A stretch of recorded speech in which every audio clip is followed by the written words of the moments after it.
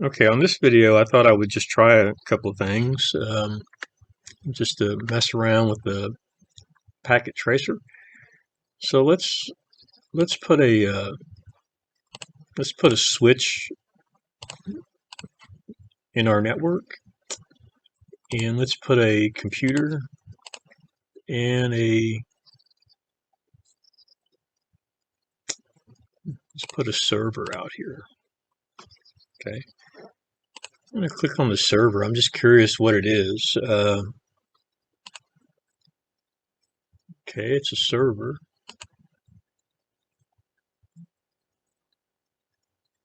Oh, okay. Um, so it's a web server. It's got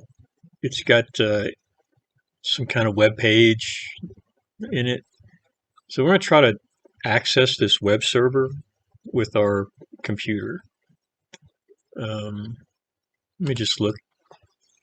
HTTP, that's good. That'll let us get to the web page. So one thing I should probably do is set up the IP addresses on it. But before I do all that, let's go back and connect these together. So from a computer to a switch, can use a straight through cable. Fast Ethernet port to fast Ethernet port. From a server to a switch, I can use a straight through cable. I'll go off port 2 to port 0. Now the orange dot means that it's not connected yet, so I'm just going to let it look for a second.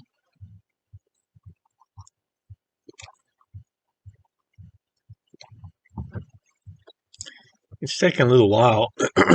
Oh, there goes one.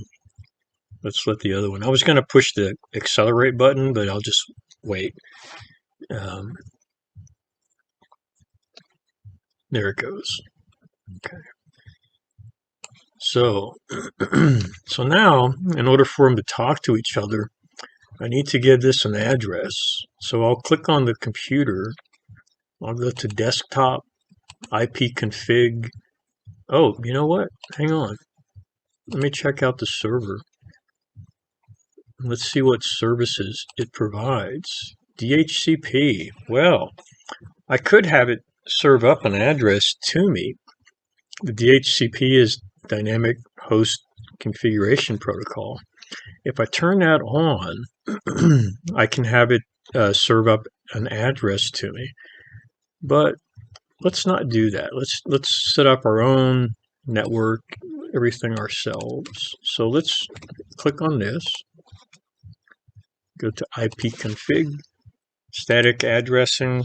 The 192.168 network is a private network.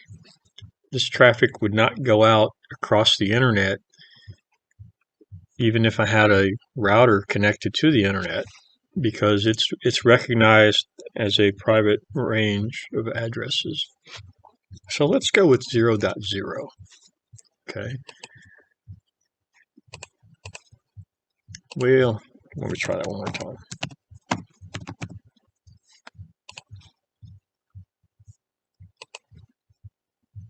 Okay. 255, 0.0, 192.168, 0.1. My mistake. I was putting 0.0. Can't do that. 0.0 would be the network name. The first available address to use is .1. So let's put a .1 there. My subnet mask, that looks good. The 255s tell me that the first two sets of numbers have to match exactly. 00 means that anything goes on the last two numbers. So this is that's my IP address. On the server, let's go to ipconfig. We're going to do 192.168.0.20. Okay. And I'm going to put a 0.0. So of course you learn more about subnet masks and IP addresses. These are IPv4 addresses, which are commonly used. IPv6 would be a whole lot better because it's almost inexhaustible as far as the address location.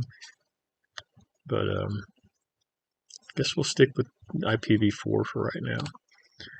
Okay, so I've got this set up, I think. What was my IP address on that again? Let me look. .20. Okay. And this is .1. Okay, so what I'll do is I'll do two things. First of all, ping is a tool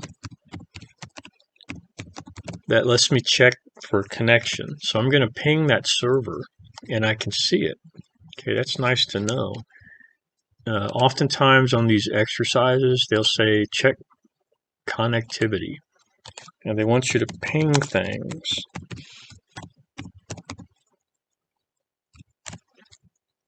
So I can see the other end through the switch for both of these devices. So now I'm going to try this. I'm going to try to click on the web browser.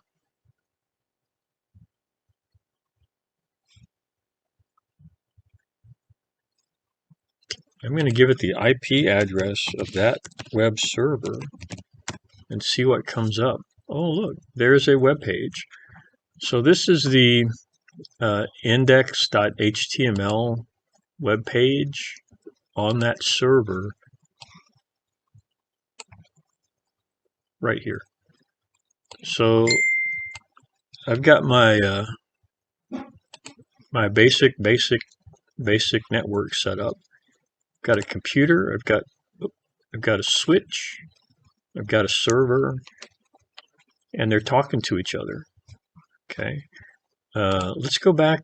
Let's try one or two other things here.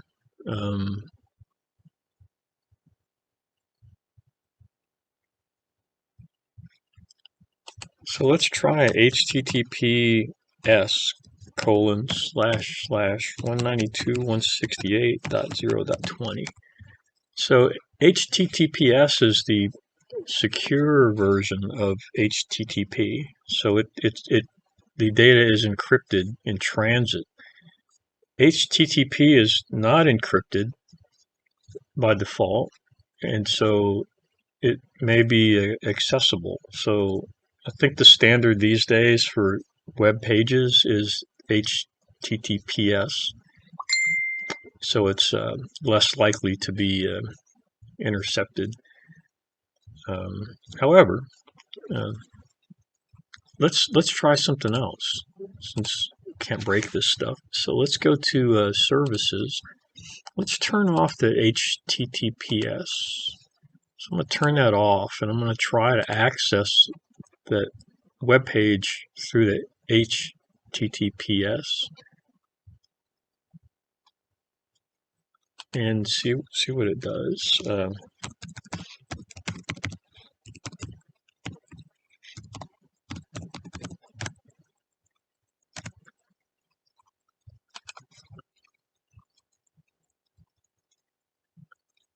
Well, it's trying, but it's not going to succeed because I don't have that service enabled on that server, so I can't get a secure connection. Okay, but if I take the S off, I can get it. So, like, I don't know if you've noticed, but on some of the web browsers these days, you can tell it to only accept a HTTPS connection. And I get this message a lot. I turn that feature on my browser, and I can only get a secure connection. If I turn it off, I can get any connection. But you'll also notice right now, like right next to it, you'll see a little lock symbol on most browsers that tells you that you've got a secure connection to the page. So this is not a secure connection. So let's go back and turn off HTTP. Let's just turn it off. And we'll try one more time to connect to it. And of course, we know it's not going to work. It's going to give us that message because that protocol has been disabled for that server. So let's just try 192.168.0.20 and see what comes back.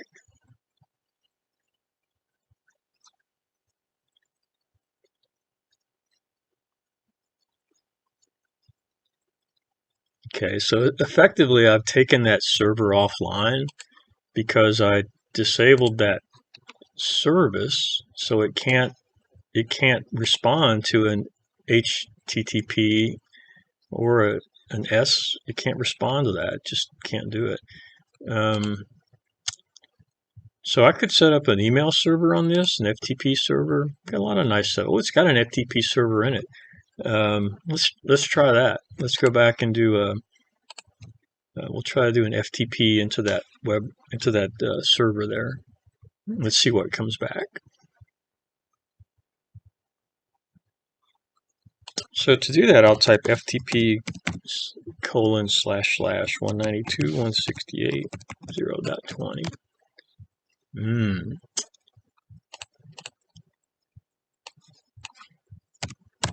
Well, that's not going to work. But if I go to this, and I think there's an FTP. Well, there's TFTP.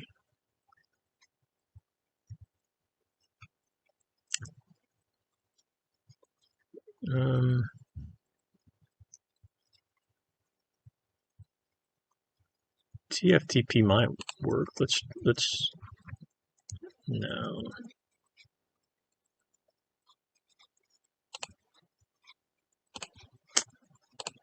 Well, I guess that's not gonna get there. Let's go to the command prompt and let's just see if we can do an FTP from the command prompt. No, we can't do that. Well, if I had a program on here like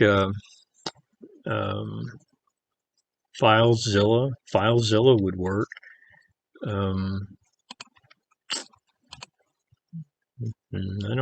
I don't. Let's see. Where's the desktop? Do we have the desktop on here?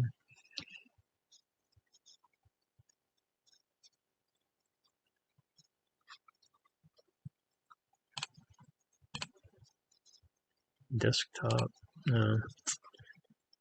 Well, I can only do so much, I guess. It's not set up to do all that, but anyway, I thought for sure I could do that. This can't. So anyway, the whole point of this was just to see what I could do, and if I had an FTP access program like FileZilla or there's a bunch of other ones.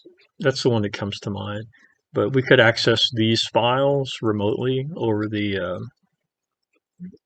connection. I wonder if Telnet would do it. Let's go back and look at Telnet. Let's do a Telnet and let's give it the 192.168.0.20.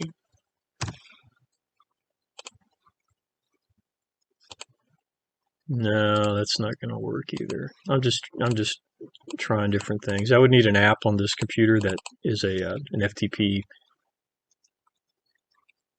transfer program. I just don't see one jumping out at me here.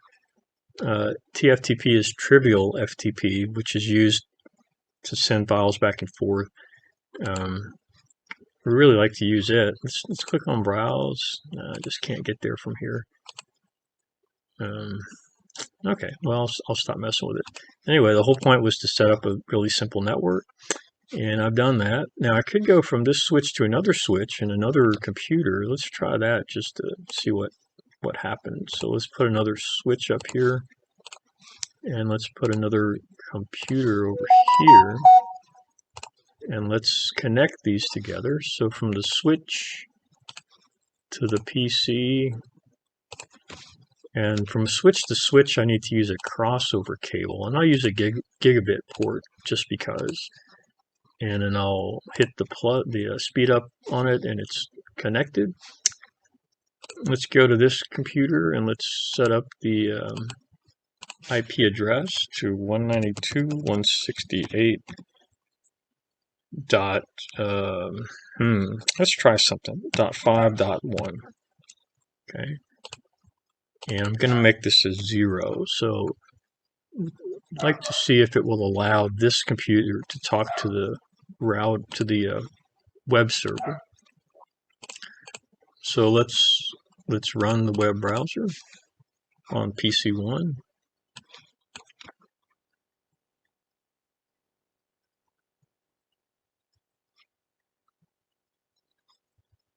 And let's give it the 192.168.0.20. And I can see it. Okay. So if you notice, the subnet mask on this computer was 255.255. So it's the whole network is pretty large. It's like 255 squared, which is like 16,000 or so. So the first two octets here, 192.168, describe the overall network, which is this whole thing here. So even though this has a .5.1, it is on this network, the 192.168 network. And so all of these devices should be able to talk to each other, ping each other, and I can just keep going and going. I could put another switch off of this switch and vice versa. The only problem I run into is if I tie the two switches together with another cable.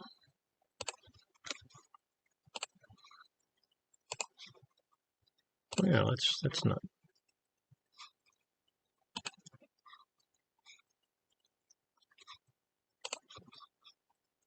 I'm not sure why it won't let me do that. Let's try over here. It's not interested in that. So let's try connecting one of these. Well, won't let me do it.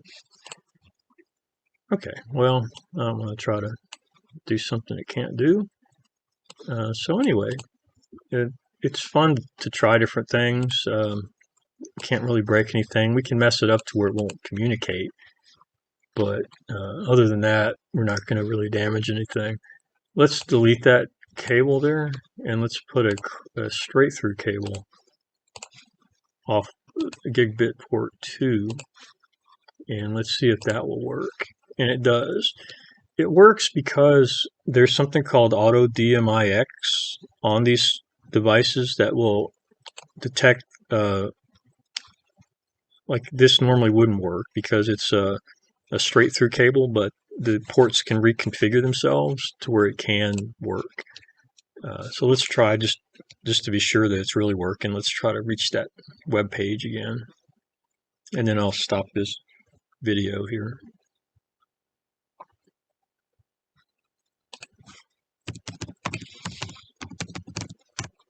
And there it is. So it's working. Okay, well, I could come off with other things like